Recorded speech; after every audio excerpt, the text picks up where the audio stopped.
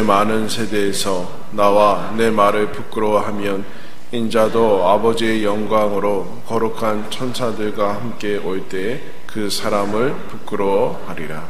아멘. 예수님이 제자들한테 너희는 나를 누구라 하느냐라는 그 물음에 베드로가 주님은 그리스도십니다 라는 고백을 합니다. 가이사라 황제의 신전이 있는 곳에서 하게 되죠. 여러분, 그런데 그 당시 모든 로마의 식민지와 로마의 이제 지배하에 사는 사람들은 황제가 주님입니다라는 고백을 해야지만 살 수 있습니다. 황제가 내 주님입니다. 그래서 특별히 이제 그 군인들은 황제한테 목숨을 서약해야지만 그 군인으로 살아갈 수 있고, 황제가 신전이 있다라는 것은 황제한테 절대 충성을 맹세한다라는 것인데, 그 황제가 신이 아니고 예수가 신이라는 고백은 자기 생명을 거는 것과 동일한 그런 고백이 담겨져 있습니다. 예수님이 그 고백을 받으시고 그 다음에서야 예수님이 드디어 하시고자 하신 일, 이 땅에 오신 이유, 내가 십자가를 지고 죽을 것이다 라는 얘기를 하게 됩니다. 그런데 이 말씀이 이제 뒤에서 한 3번 정도 이제 또 나오게 되는데, 예수님이 31절에 보면 얘기합니다.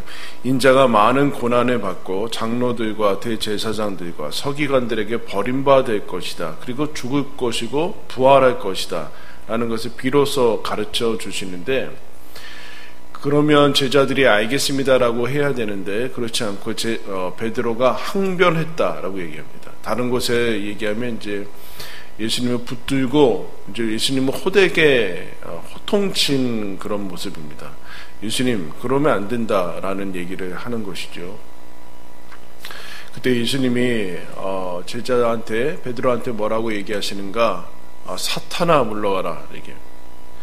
대단히 심각한 얘기를 이제 하게 되는 것이죠. 그 정도의 얘기인가라는 것을 얘기합니다. 베드로는 여러분 왜 예수님을 막았을까요?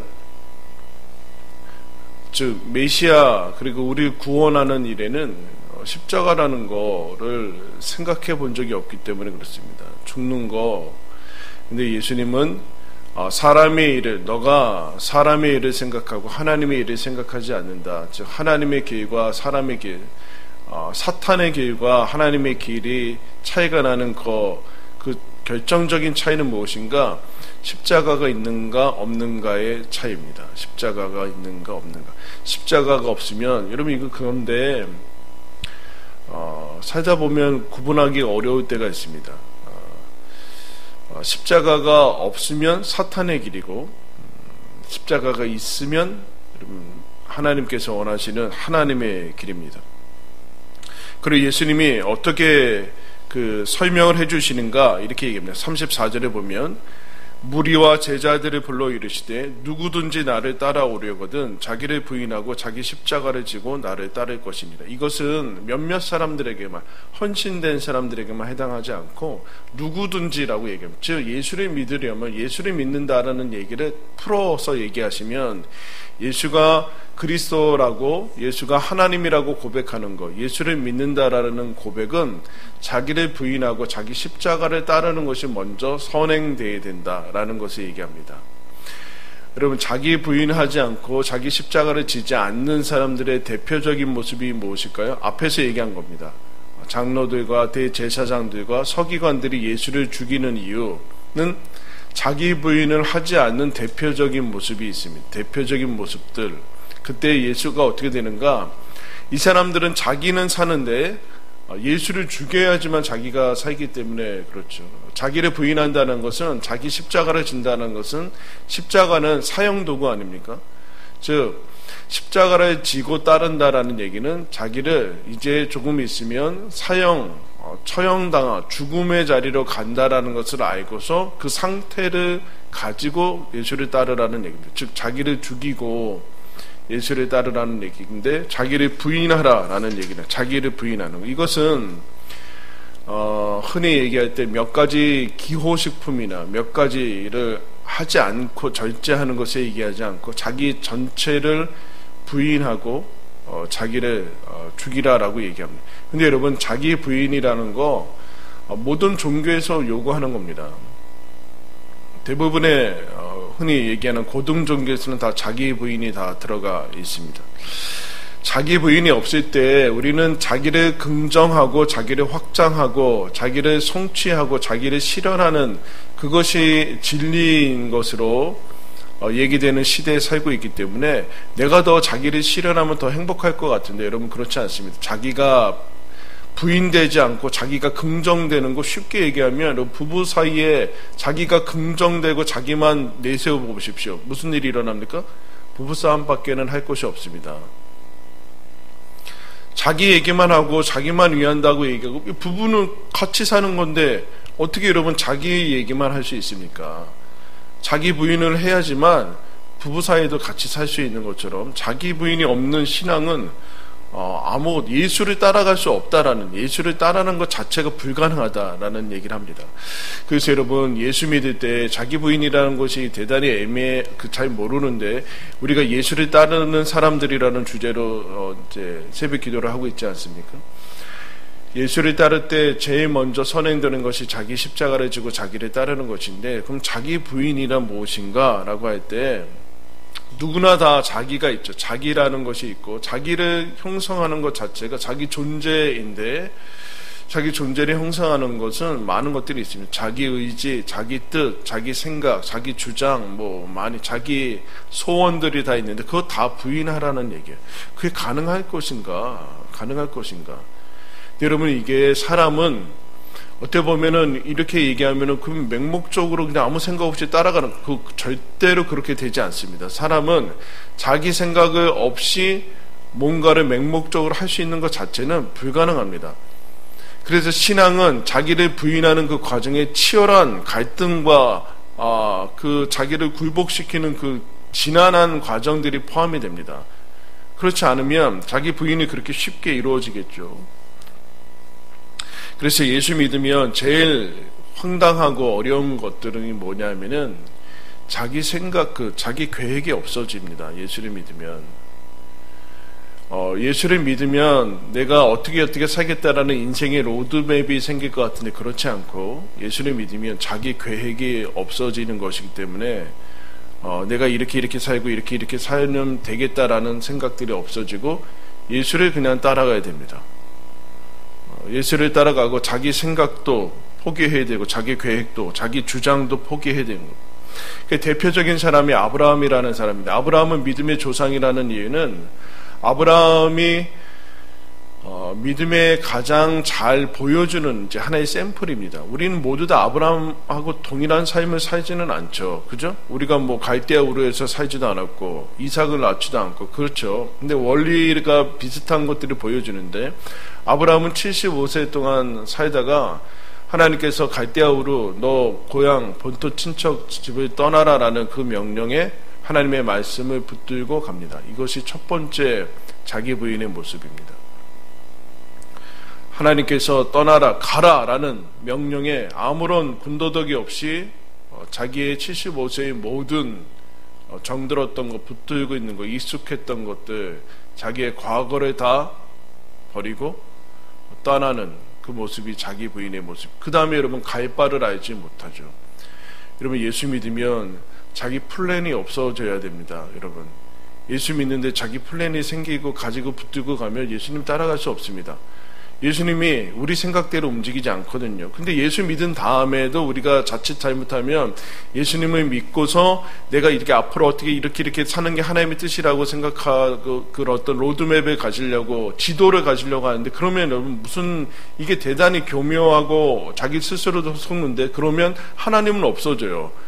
그 지도만 있으면 되거든요. 지도가 있는데 하나님을 의지할 이유가 뭐가 있습니다. 뭐가 있습니까? 나는 그 지도를 달라는 것, 내가 앞으로 어떤 인생을 살아갈 것인가를 달라고 하는 것은 점쟁이들한테 달라는 것 똑같은 거예요. 그거를 달라고 하는 것은 즉 사실은 예수를 믿고 신뢰하고 따라간다고 하지만 사실은 당신 없이도 나 혼자 살겠습니다라는 고백. 그래서 예수님은 예수 믿는 사람들한테 인생의 로드맵을 주지 않습니다.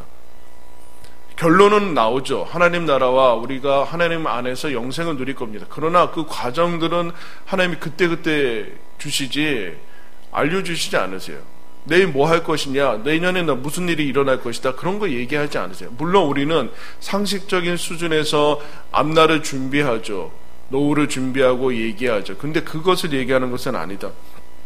즉 예수를 하나님으로 믿고 자기 십자가를 지고 따른다라는 얘기는 통제 가능했던, 내가 예상 가능했던 삶을, 즉 하나님까지도 조작하고 통제하려는 시도를 버리고 하나님에 의해서 내가 통제되고 순종되고 주권을 이양하는 것을 얘기를 합니다. 여러분, 이거 얼마나 제일 어려운 것 중에, 사람이 하기에 어려운 것 중에 하나입니다. 그래서 여러분, 예수를 만약에 내 마음대로 살고자 하고 그러면은 예수를 믿을 수 없고 예수를 안 믿는 것이 낫습니다. 그 예수 믿을 수 없는 거기 때문에 그래서 내 마음대로 살고 싶고 내가 하고 싶은 대로 산다, 예수 믿는 것을 가능하지 않죠. 그러면 무슨 일이 일어나는가? 당장은 좋지만 그 뒤에 얘기를 하죠. 너는 생명을 잃게 될 것이다. 너 자신은 얻고 온 천하를 얻어서, 온 천하를 얻는 것이 무엇일까? 자기 실현을 하는 것이죠. 성공하고 성취했을지는 모르지만 너 자신은 사라지게 될 것이다. 너가 그렇게 원했던 자아는 상실될 것이다. 예수를 따를 때만이 진정한 자아를 얻게 되고 생명을 얻게 된다라고 얘기를 하고 있습니다. 아브라함이 떠난 다음에 마지막에 다 끝난 것 같은데 하나님이 뭐라고 얘기하십니까? 그 생명과 이 아들을 통해서 언약을 이루시겠다고 하는 그 언약의 상징, 하나님의 기적의 상징, 하나님이 살아계시고 전능하신 능력을 베푸신 상징 이삭을 죽이라고 합니다. 군더더기 없이 그냥 갑니다. 여러분, 갈등이 없었겠습니까? 그 안에 그 수십 년 동안에 그 이루어진 그 신앙의 내공이 있었기 때문에 그 같은 모습이 나오지만 아들의 번제로 바치라는 그 명령에 자기를 부인하고 갑니다.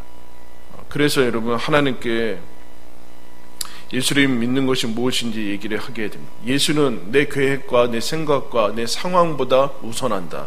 내 마음보다 우선한다. 왜냐하면 예수가 절대자이기 때문에.